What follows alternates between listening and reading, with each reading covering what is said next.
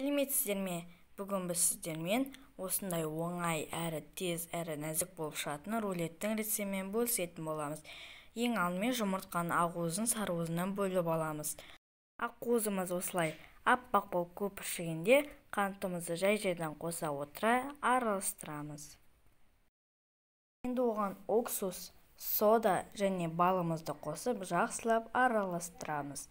Енді оған жұмыртқамыздың сарыуызын жай-жайдан қоса отыра миксерлейміз.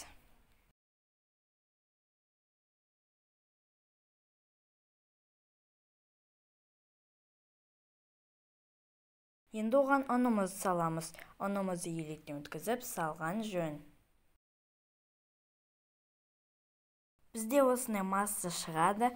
Енді оны пергамент қағазымызға құйып, оны лопаткамен тегістеп шығып, 180 градуста 10-15 минутта пісіріп аламыз. Міне осымен біздің рулетіміз пісіп шықты. Енді оны пергамент қағазынан аламыз.